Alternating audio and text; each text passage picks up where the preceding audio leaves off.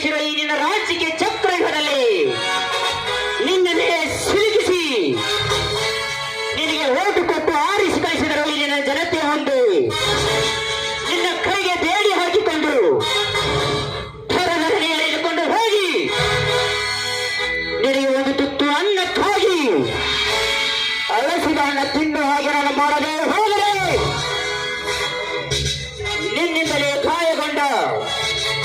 ರೈತ ಸಂಘ ಪ್ರಮುಖ ಇನ್ಸ್ಪೆಕ್ಟರ್